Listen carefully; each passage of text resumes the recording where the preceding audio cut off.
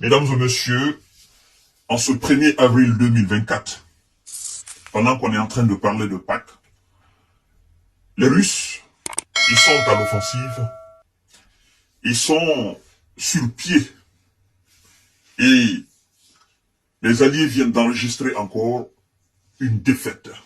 Le bilan est lourd. Et dans ce bilan, il faut dire que c'est un autre char, Abrams, qui a payé le prix fort. Il est aujourd'hui en bambou. Le char Abrams, vous le voyez là, il est en bambou. Et vous savez que c'est ce char-là, ou ce sont ces chars-là qui étaient censés faire la différence sur le terrain. Alors, chers dames, chers messieurs, chères demoiselles, ça se passe sur l'axe Advika, ce 1er avril 2024. Partagez la vidéo dans tous les groupes possibles, abonnez-vous sur cette page et activez la cloche de notification. Nous allons entrer rapidement dans les profondeurs, dans les tréfonds même, dans les entrailles de ce beau plat d'informations. Et installez-vous confortablement, mesdames et messieurs. Je suis là pour vous informer, ne vous inquiétez pas. L'armée russe a éliminé un autre char Abrams sur l'axe d'Advika, a annoncé ce 1er avril la défense russe. L'armée russe a aussi mené une opération contre un centre de déploiement de mercenaires étrangers dans la région de Kharkov, mesdames et messieurs. Ce qu'ils appellent la légion étrangère, que la Russie appelle des mercenaires étrangers, ils viennent de les rendre en cendres sur l'axe, n'est-ce pas, de Kharkov. Partagez la vidéo dans tous les groupes possibles. Alors, chères dames, chers messieurs, chères demoiselles, écoutez très bien. Un centre de direction tactique, un véhicule de contrôle opérationnel et 2 systèmes de missiles sol-air S-30 ont été anéantis, rendus en cendres en 24 heures. Un avion Sou-27 de Lucas a été aussi descendu du ciel. Partagez la vidéo dans tous les groupes possibles. C'est le bilan que je suis en train de faire. Le bilan hebdomadaire, le bilan quotidien, au fait, de l'armée russe sur le terrain. Je vous ai dit, ces gens-là, ils ne dorment pas. Non. Eux, ils sont pas dans cette marmaille-là. Non. Ils sont sur le pied. Ils sont sur qui vivent. Et ils savent que l'ennemi est aussi actif. Mais vous savez, dans la sorcellerie, les sorciers ne dorment pas, hein.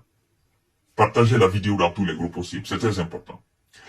Les forces armées des Alliés ont perdu en somme jusqu'à 1005 hommes sur tous les axes. 1005 hommes sur tous les axes. Le bilan parle de lui-même. La défense anti-aérienne a intercepté 228 drones des forces armées, n'est-ce pas, des Alliés, ainsi que 4 projectiles de lance-roquettes multiples HIMARS. Et une bombe, n'est-ce pas, JDAM. 11 dépôts de munitions ont été détruits sur l'axe de Donetsk. Mesdames et messieurs, je vous ai dit que ces gens-là, ils ne vont pas s'arrêter.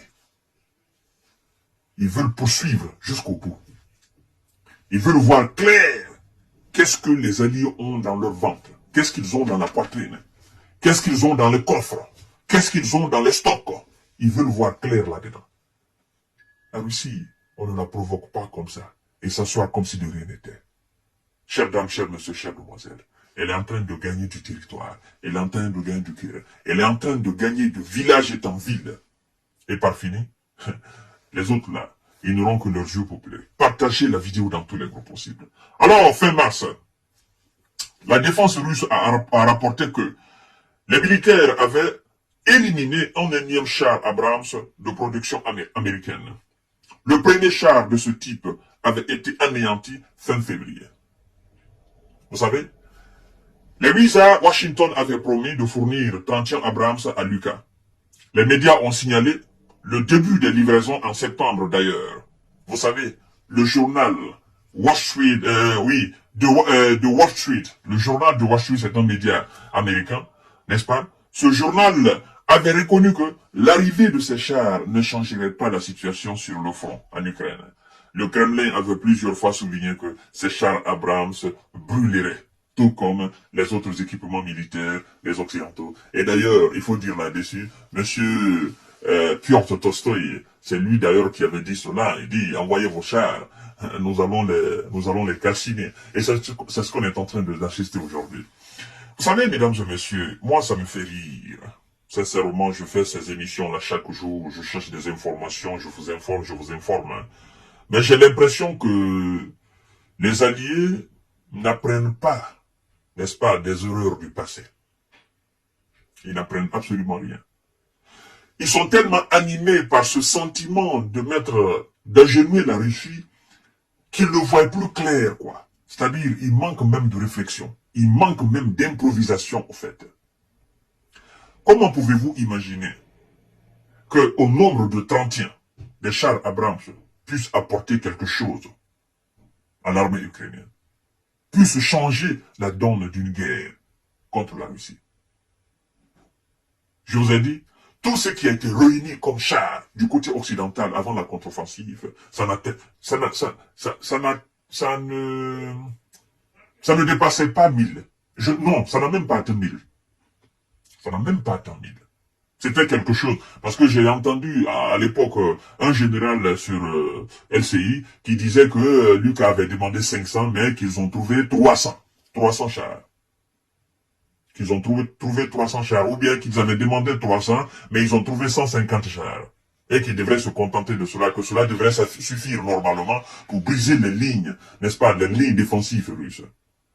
C'était de l'utopie. Ouais. C'était des déclarations, illusoires, au fait. Parce que moi, à l'époque, je me suis assis, j'ai dit, mais c'est pas possible. On ne peut pas être général de l'armée. Général de l'armée. Et penser que 150 chars peuvent changer la donne face à des gens qui ont plus de 12 000 et qui sont en train encore de confectionner, qui sont en train de sortir les chars et les équipements militaires de leur usine, n'est-ce pas, de conception d'équipements militaires. C'était irréaliste de leur part. Et ils n'apprennent toujours pas. Après, on nous parle, nous allons envoyer des véhicules blindés, nous allons envoyer des chars. Et même ceux qui ont envoyé des chars sont eux qui ont donné des instructions de ne pas les utiliser. Aujourd'hui, ils sont en train de faire le constat eux-mêmes. Parce qu'ils savent qu'en réalité, ça a été un échec total. Et ça sera toujours des échecs. Ils vont toujours enregistrer des échecs en tant qu'ils ne passent pas, n'est-ce pas, par la table de négociation.